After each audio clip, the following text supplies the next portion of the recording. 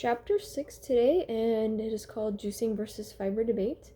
And Anthony kind of goes over about the eternal debate on if we're leaving out fiber when we juice and what's actually beneficial for us. So he says that the only people that are lacking fiber are those who are only eating processed food. And by that he means that they have no fruits and vegetables at all, ever. And he also points out that anyone who eats white bread nonstop also may have a little bit less fiber. So, and then he gets into, why do health professionals think that we need more fiber? Well, there's a lot of people going into the doctor's offices with complaints of constipation.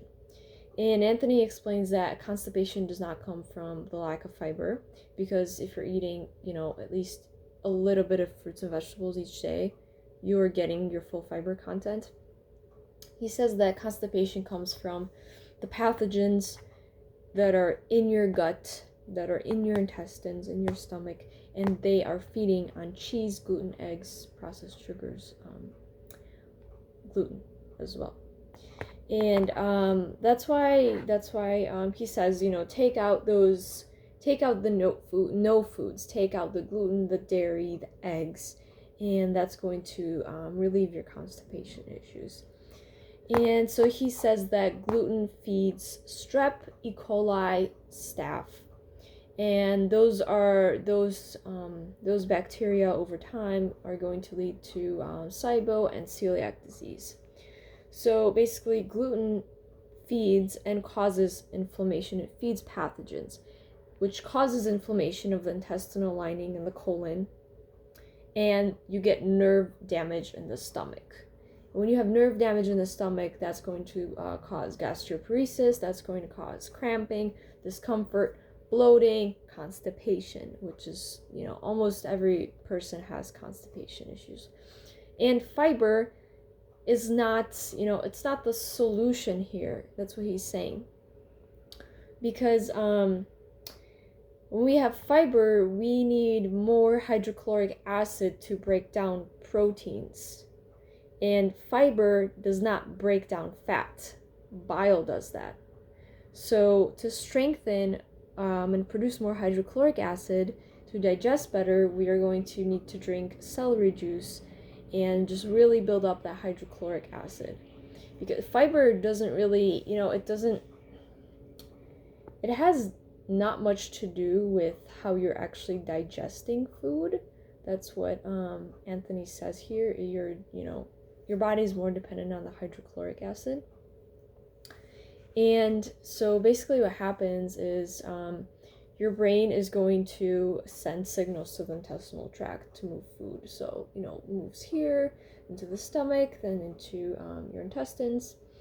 And when it does that, some people, your brain sends those signals, and some people are going to have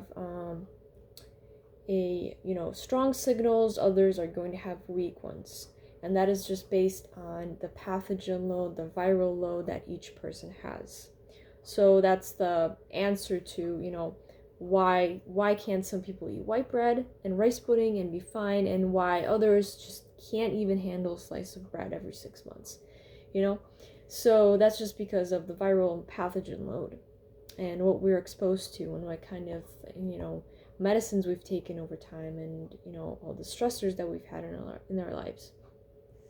So, that answers the question that, why am I not able to do it, but my neighbor is able to do it?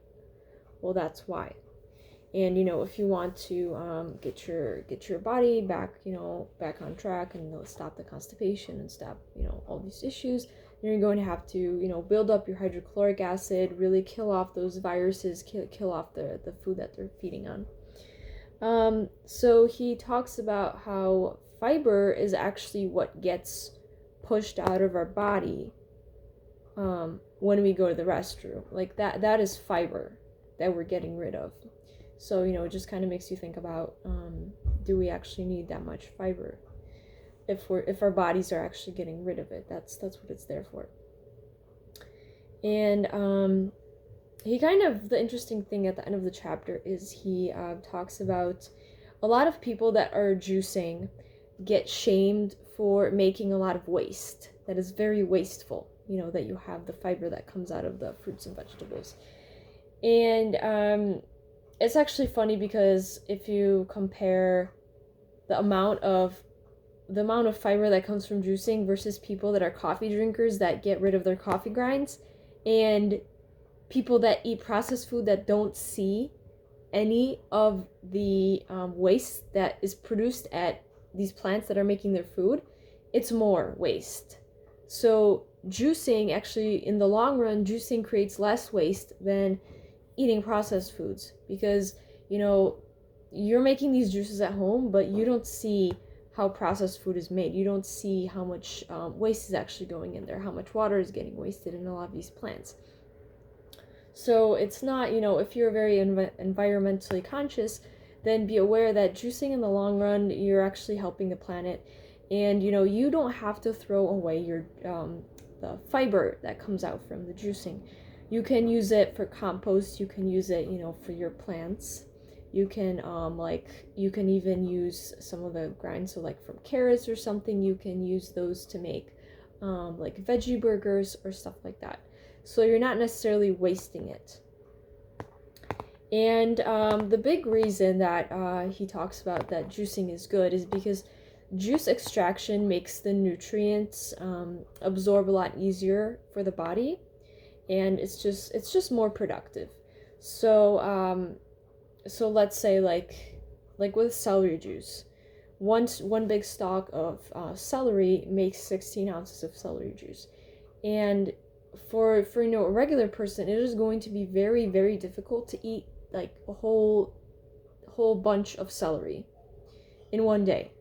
So juicing it's a lot more time productive for you, and nutrient productive, because you're getting more nutrients in a faster way, and your body doesn't have to work as hard in absorbing them.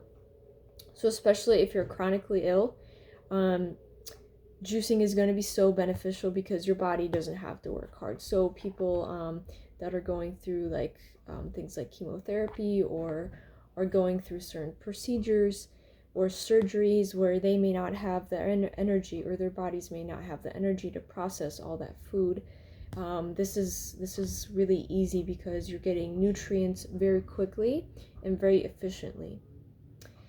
Yeah, so that's basically this chapter, and the next chapter will be chapter 7, Troublemaker Foods. This chapter is a little bit longer. It's a little bit more intense because Anthony goes into the details of why eggs are bad, why gluten is bad. So it's going to be a very, very eye-opening chapter if you don't know anything about it. See you guys next time.